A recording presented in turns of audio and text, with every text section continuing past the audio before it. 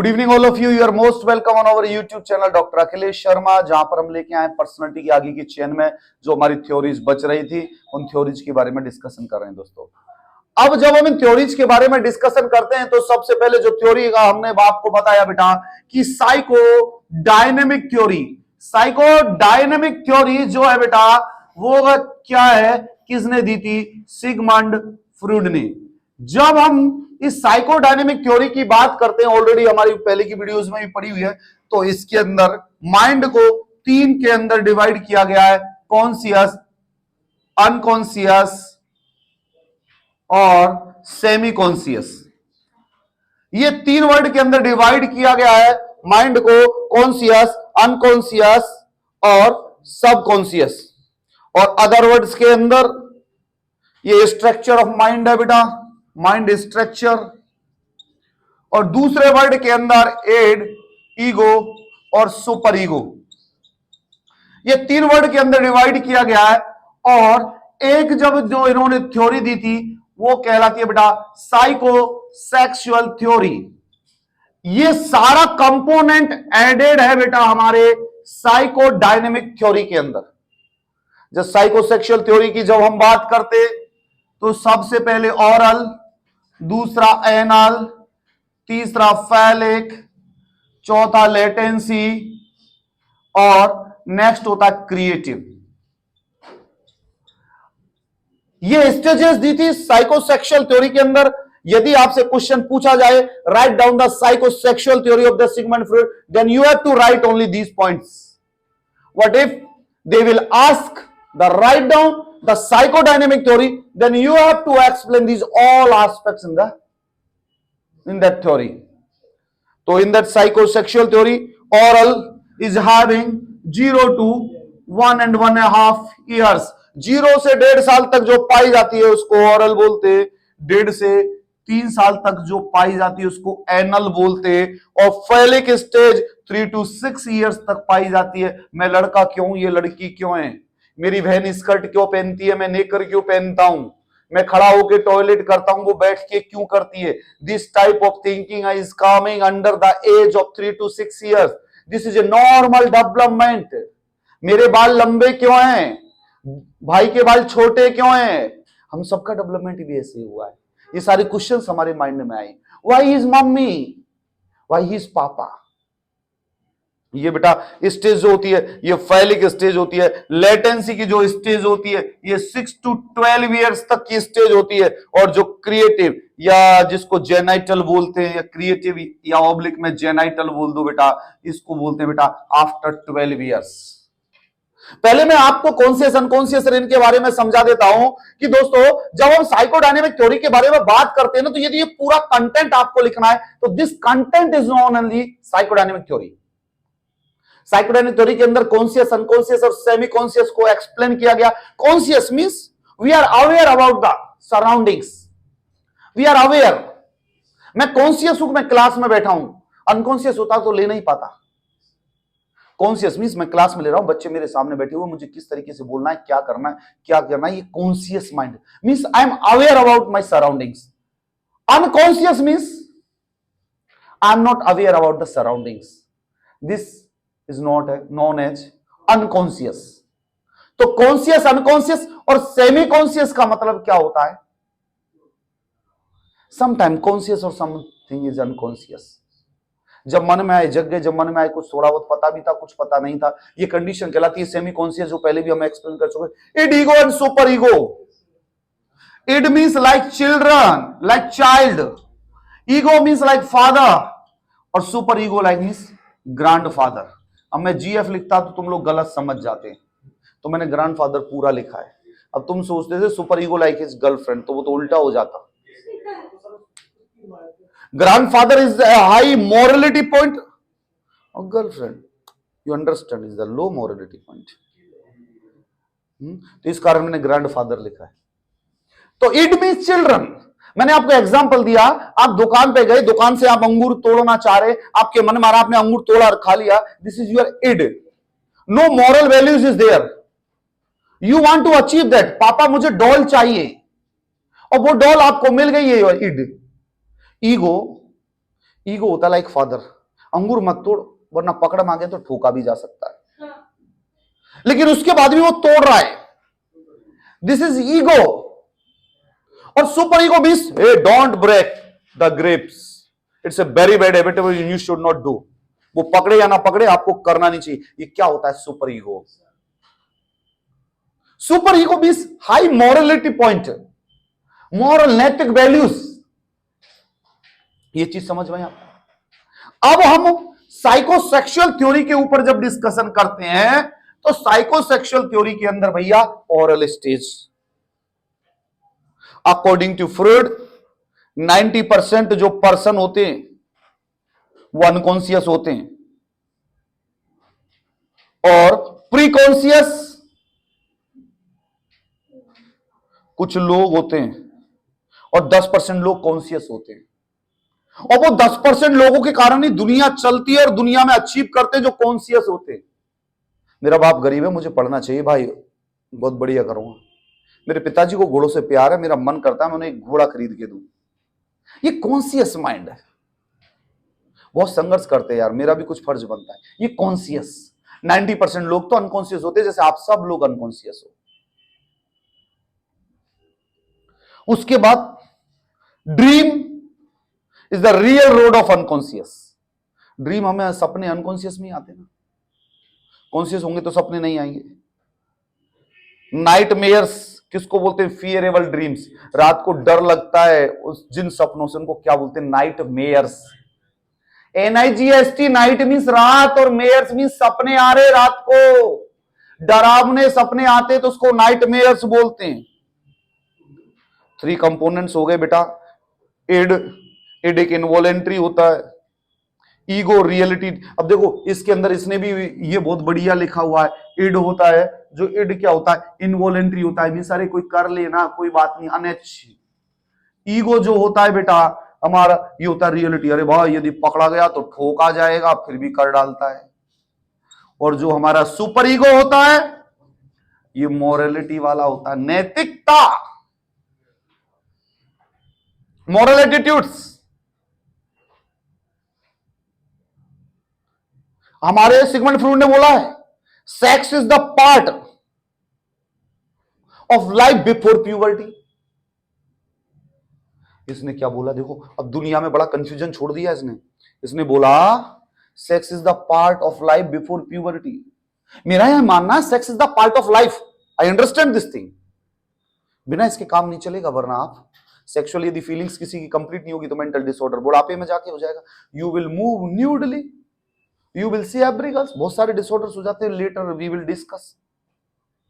But ये चीज आई समझ में आपको? अकॉर्डिंग टू फ्रॉइड ये चीज आपको समझ में आई। अब हमारी साइकेट्री के अंदर ये दोनों हमने डिस्कस कर लिए। अब साइकोसेक्सुअल थ्योरी के ऊपर डिस्कस कर रहे। एक चीज मैं बहुत बड़ी चीज बताऊंगा आपको आगे जाके, libido is the sex energy. Psychiatry के अंदर ये नहीं बोलते इसको सेक्स ज्यादा होता है, इसको कम होता है, इसमें ज्यादा है, इसमें कम है, इज सेक्स ओरिएंटेड, ऐसे कोई गंदे शब्द यूज नहीं होते। सेक्स पावर को लिबिडो बोला जाता है। लिबिडो इंक्रीज और libido decrease. Brain is the largest sex organ in our body. बहुत बड़ी चीज, brain is the largest sex organ in our body. दुनिया में नीचे से कुछ भी कर लो रिप्रोडक्टिव ऑर्गन से, जब तक यहां से फील नहीं होगा कुछ नहीं होने वाला। यहां से फील अपने दोस्त और अपने पार्टनर और अपनी वाइफ, अपने प्रेमिका, अपनी माशुका के साथ ये दिल जुड़ता है, ये ब्रेन जुड़ती है। मैंने आपको क्या बोला, ये मेरी किताब में लिखा हुआ है। आप ये सोचो अखिलेश सर अपनी तरफ से गोलियां दे रहे। Libido is the sex energy or brain is the largest sex organ in our body। अब हम हमारे इस थ्योरी के बारे में डिस्कशन कर लेते हैं। थ्योरी की जो इन्होंने स्टेजेस दी थी साइकोसेक्सुअल थ्योरी की, बेटा ये क्वेश्चंस बहुत बार कंपटीशन और एग्जाम्स के अंदर पूछा जाता है। नॉट से DSSB के अंदर ओरल स्टेज का कितनी एज ग्रुप है, 0 to 1.5 ईयर्स। लेटेंसी किस एज ग्रुप में होता है, 6 to 12 ईयर्स। ये एज याद कर लेना, बहुत बार क्वेश्चंस पूछे गए यहां से। ऑरल स्टेज में इसने बोला बेटा इन सब स्टेजेस से डेवलपमेंट होना बहुत जरूरी है और हम भी ऐसे डेवलप हुए। ओरल स्टेज में our mother has given proper breast feeding to us. मां का दूध पिया है, निप्पल सकल किया है, जब भी तो हमारी जवान खुल रही है, खाना चबा पा रहे, बोल पा रहे। ओरल स्टेज का सेटिस्फेक्शन होना बहुत जरूरी है। जिन लोगों को ओरल स्टेज का सेटिस्फेक्शन नहीं होता, जिनकी मां प्रॉपर दूध नहीं पिलाती, ऐसे लोग आगे जाके च्यूइंग, स्मोकिंग और एल्कोहल की सिप लेते हैं।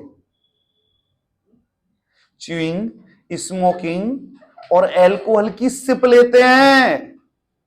तो समझ जाना किसने क्या बोला है। दूसरी जो स्टेज आती है एनल स्टेज, इसका सेटिस्फेक्शन होना बहुत जरूरी है। आप देखना, आप सुबह फ्रेश होने जाते हैं, आपको कुछ लगेगा गए करके आ गए। When baby is going to pass the stool in between the age of 1.5 to 3 years, वो ऐसे ऐसे क्रैम्प करता है और वो जाने के बाद relax, he is feeling something is abnormal in my abdomen that came out, बहुत बड़ा पहाड़ निकल गया बाहर। ये प्रॉपर डेवलपमेंट है बेटा।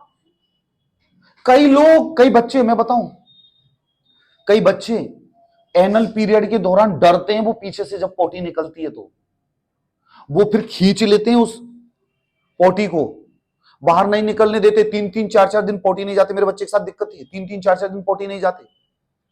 वो उस पोटी को अंदर पुल करते रहते हैं, बाहर जाएंगे तो डर लगता है, वो पीछे देखते रहते हैं क्या निकल रहा है, क्या निकल रहा है, इधर उधर होते रहते हैं। अरे ये नॉर्मल डेवलपमेंट है यार, हमारा भी ऐसे ही हुआ है। उसके अंदर वो उसको स्टूल को यदि अंदर खींचेंगे तो उसकी जो इंटेस्टाइन और जो कोलन रेक्टम है वो डायलेट हो जाती है, स्टूल का बल्क ज्यादा बड़ा हो जाता है, फिर उसे एनल से निकलता नहीं है, उस छिद्र से फिर चौड़ा करके निकालो या लग्जेटिव दो, बहुत बड़ी प्रॉब्लम आती है। तो एनल स्टेज का सेटिस्फेक्शन होना भी बहुत जरूरी है बेटा। अब आता है फेलिक स्टेज, 3 to 6 years। इसके अंदर एक पर्सन बड़े कंफ्यूजन में रहता है, why I am girl, why I am boy, मैं लड़की क्यों हूं, वो लड़का क्यों है, वो खड़ा होकर सुसु क्यों करता है, मैं बैठ के सुसु क्यों करती हूं, वो स्कर्ट क्यों पहनती है, मैं नेकर क्यों पहनता हूं, उसके बाल लंबे क्यों है, मेरे छोटे क्यों, वो मुझे राखी क्यों बांधती है। These all questions are coming in the mind of the children.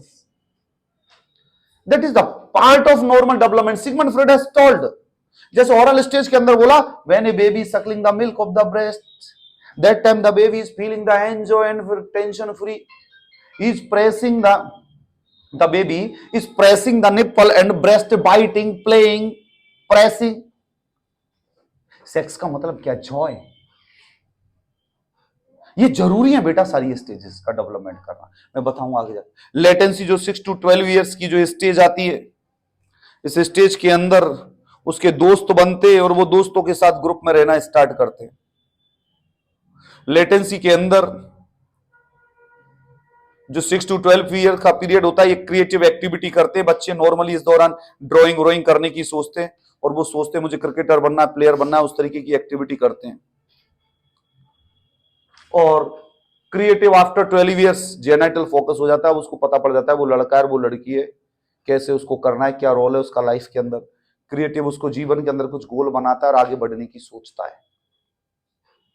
दोस्तों, इन चीजों के अंदर सेटिस्फेक्शन होना बहुत जरूरी है।